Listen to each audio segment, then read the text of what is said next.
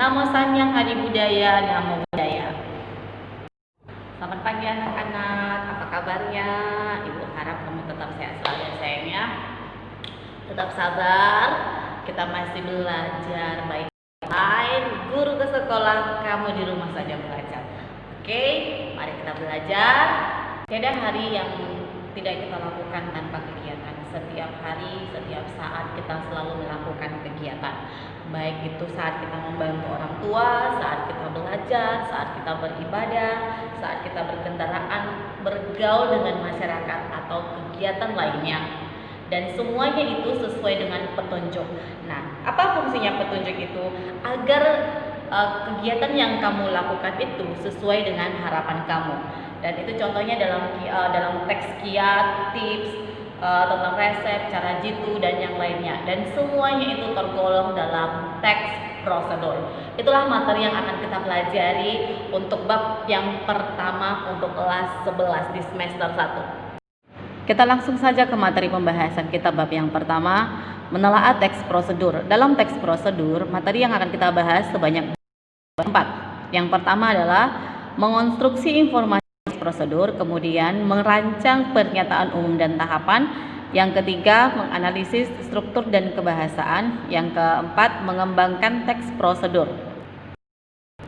Materi yang pertama yang A yaitu mengonstruksi informasi teks prosedur. Berarti dalam teks prosedur kita akan mencari informasi apa aja yang dalam teks prosedur. Namun sebelum kita mencari informasi dalam teks prosedur, baiknya kita harus mengerti apa sih yang dimaksud dengan teks prosedur itu. Menurut Mahsun, teks prosedur atau teks arahan merupakan salah satu teks yang termasuk genre atau jenis faktual dan subgenrenya itu prosedural. Mengapa dikatakan genre faktual? Karena teks ini merupakan berdasarkan fakta. Namun di dalamnya ada prosedur, ada langkah-langkah, ada tahap, ada petunjuk yang harus dilakukan oleh si pembaca.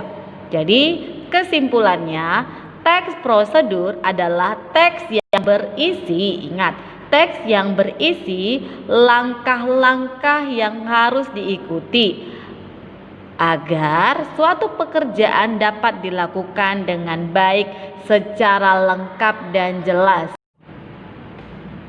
Oke, kita lanjut ya sayangnya. Tadi kita sudah belajar tentang pengertian teks prosedur itu apa, kemudian kita lanjut tentang jenis teks prosedur itu. Teks prosedur ada dua. Yang pertama, teks prosedur sederhana dan teks prosedur kompleks. Dikatakan teks prosedur sederhana karena teks prosedur itu sendiri sangat sederhana. Teks prosedur kompleks itu karena teksnya itu lebih rumit. Nah, dalam teks prosedur kompleks itu ada 3 kategori pembahasannya. Ada 3 materi atau 3 hal yang dibahas dalam teks prosedur itu. Apa sajakah? Yang pertama, tentang cara menggunakan alat. Yang kedua, tentang teks yang berisi melakukan suatu aktivitas. Kemudian yang ketiga, teks yang berisi kebiasaan-kebiasaan atau sifat tertentu. Nah, yang mau kita bahas adalah teks prosedur kompleks yang berisi menggunakan alat, benda, atau perangkat atau jenis lainnya. Contohnya saat kita menggunakan komputer. Oke, ini contoh dari teks prosedur kompleks yang berisi cara menggunakan alat. Nah, di sini contoh yang saya ambil adalah cara menggunakan komputer. Yang pertama itu cara menghidupkan komputer. Di sini ada pengertian dari komputer itu sendiri, kemudian ada langkah-langkahnya. Dan yang kedua, cara memetakan komputer juga ada. Nah, ini termasuk teks prosedur kompleks. Oke, itulah yang dikatakan dengan teks prosedur kompleks yang berisi menggunakan alat, benda, perangkat lainnya yang sejenis. Kemudian yang kedua adalah teks prosedur kompleks yang berisi cara-cara melakukan aktivitas. Oke, ini salah satu contoh teks prosedur kompleks cara-cara melakukan aktivitas. Ini trik membaca peluang atau menulis surat lamaran pekerjaan. Kemudian di sini ada teks penjelasan tentang betapa sulitnya mencari pekerjaan pada zaman itu sendiri. Kemudian di sini ada trik atau kiat-kiat yang membantu Anda untuk mencari pekerjaan. Yang pertama di sini, bacalah peluang pekerja, carilah informasi sebanyak-banyaknya. Kesan pertama yang menarik perhatian, kemudian jangan asal, tak perlu muluk-muluk, kemudian perlu produktivitas yang tinggi dan jangan mudah tergoda. Oke, ini juga ya waktu kamu membuat makanan. Di sini ada contohnya cara membuat agar-agar gula merah lapis santan enak. Ada ya di sini ya. Tahap-tahapnya ada. Ini juga termasuk teks prosedur kompleks yang melakukan aktivitas. Kemudian teks prosedur kompleks yang ketiga berisi kebiasaan-kebiasaan atau sifat-sifat tertentu. Tips menjaga kesehatan tubuh agar tetap bugar. Hal ini sering kita baca ya sayangnya. Teks prosedur seperti ini termasuk teks prosedur kompleks yang berisi kebiasaan-kebiasaan tertentu. Nah, di sini ada langkah-langkahnya ya. Ini yang pertama, yang kedua, yang ketiga, yang keempat, kelima, keenam, ketujuh, kedelapan, dan kesembilan. Oke ya, ada tahap-tahapnya di sana. Oke, itulah jenis-jenis dari teks prosedur. Yang pertama tadi teks prosedur sederhana dan kompleks. Kompleks itu ada 3, menggunakan alat, melakukan aktivitas, dan berisi kebiasaan-kebiasaan atau sifat-sifat tertentu. Oke, kita lanjut kembali ya sayang ya. Tujuan teks prosedur adalah memberitahukan, menginformasikan cara melakukan, menggunakan atau membuat suatu. Ketika membaca teks prosedur dimanapun dan kapanpun, teks prosedur itu bertujuan untuk menginformasikan. Nah, sesuai dengan teks prosedur kompleks tadi, dia tergolong yang mana? Apakah menggunakan alat, apakah melakukan aktivitas, atau berisi kebiasaan-kebiasaan atau sifat-sifat tertentu. Nah, tujuannya itu sangat berhubungan dengan teks prosedur kompleks tadi. Nih, yang pertama tadi ya, petunjuk. Nah, tujuannya itu sebagai petunjuk penggunaan alat elektronik, kendaraan, atau lainnya. Ini berhubungan dengan menggunakan. Kemudian petunjuk pembuatan makanan atau resep ya, pakaian dan sebagainya. Petunjuk untuk bahan agar kamu tidak bosan, bagaimana caranya supaya hidup lebih sehat, bagaimana caranya supaya kamu lebih aktif. Nah, yang keempat, petunjuk melamar pekerjaan, menulis surat, berpidato, dan sebagainya. Dan semuanya ini yang contohnya ada di dalam buku cetak kamu. Oke, kita lanjut kembali.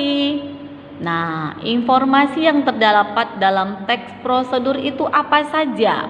Kalau berhubungan dengan informasi, berarti nanti kita akan berhubungan dengan strukturnya. Namun nanti kita bahas. Kita bahas dulu apa saja sih yang ada dalam teks prosedur itu. Yang pertama, pernyataan umum dan tahapan-tahapan. Oke, ini contoh teks prosedur, yakni cara membuat KTP elektronik atau EKTP. Nah, inilah pernyataan umumnya itu sayang. Prosedur membuat EKTP dan selanjutnya ini termasuk pernyataan umum. Ini termasuk langkah-langkah atau tahap-tahapnya. Contoh yang lain lagi ya. Cara efektif menyimak pidato. Nah, mendengarkan dan menyimak merupakan aktivitas yang berbeda. Mendengar dapat dilakukan dan selanjutnya ini termasuklah ini dalam pernyataan umum. Kemudian kita lanjut. Nah, ketika di sini 1 bersikap secara positif dijelaskan. Ini sudah masuk dalam tahap-tahapnya. Jadi dapat disimpulkan bahwa dalam teks prosedur itu ada 2 informasi yang kita temukan. Yang pertama adalah pernyataan-pernyataan umum. Nah, pernyataan umum berisi maksud, tujuan, alat, bahan yang akan dibicarakan. Kemudian dalam tahapan-tahapan itu berisi tentang melakukan, menggunakan, membuat sesuatu. Nah, ini berhubungan dengan langkah-langkahnya atau prosedurnya atau petunjuknya yang harus dilakukan oleh si pembaca atau si pendengar. Nah, yang harus dilakukan, ingat ya, teks prosedur itu harus dilakukan secara berurutan untuk mencapai tujuan. Jadi, langkah yang pertama, kedua, ketiga, sampai yang terakhir seperti yang sudah Ibu katakan tadi, harus secara sistematis. Selanjutnya, informasi dalam teks prosedur disajikan dengan urutan peristiwa yang logis. Peristiwa tersebut disajikan menjadi beberapa langkah terpisah. Apa sih maksudnya beberapa langkah yang terpisah itu? Oke, contohnya tadi di sini ya, cara efektif menyimak pidato. Nah, ini dikatakan dalam pernyataan umum, maksud dan tujuan dari si penulis membuatnya di sini ada. Kemudian kita masuk ke dalam langkah-langkah atau tahap-tahapnya. Ini ya sayangnya. Jadi langkah-langkahnya itu disampaikan secara terpisah. Pembahasan selanjutnya, mengonstruksi informasi dalam teks prosedur. Ini sesuai dengan materi pembelajaran kita tadi di awal. Nih ya. Bab 1 teks prosedur, kemudian materinya adalah mengonstruksi informasi teks prosedur. Yang dikatakan dengan mengonstruksi adalah menyusun atau membuat. Itu yang dikatakan dengan mengonstruksi. Jadi, kamu diminta di sini mengonstruksi informasi dalam teks prosedur. Berarti kamu diminta untuk menyusun atau membuat informasi yang kamu temukan dalam teks prosedur. Oke, mengonstruksi dilakukan dengan melengkapi, meneruskan, dan memperbaiki informasi. Oke, untuk mengonstruksi teks prosedur ada cara yang kita lakukan, yaitu membuat ringkasan. Contoh ya, ini baca peluang dan menulis lamaran pekerjaan. Ini ya contohnya ya, contoh teks prosedur tadi. Nah, ini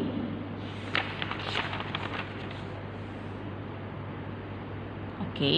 Kemudian kamu diminta untuk mengonstruksi informasi dalam teks prosedur.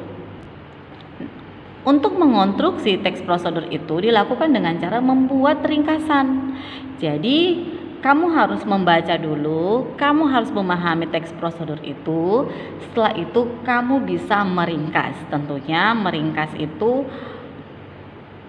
masih sesuai dengan bahasa buku. Oke ya. Di sini ada dua hal yang harus diperhatikan dalam mengonstruksi informasi dalam teks prosedur. Yang pertama, kesatuan alinea dan koherensi. Nah, kesatuan alinea itu paragraf ya sayangnya. Setiap paragraf itu harus mengandung perincian sama-sama menunjang pada satu tema. Setiap alinea dalam teks prosedur ini dari awal hingga akhir harus menunjang pada satu tema, satu judul tentunya. Ingat, tema tidak sama dengan judul. Nah, kalau alinea itu hubungan antar paragraf yang saling keterkaitan dan menunjang satu maksud atau satu tema. Nah, koherensi itu adalah hubungan antar kalimat. Tadi yang kita bahas kesatuan antar alinea. Nah, sedangkan dikatakan dengan koherensi itu adalah kesatuan antar kalimat yang pertama dengan kalimat yang kedua, kalimat ketiga, kalimat keempat, hingga kalimat yang terakhir. Ini ya.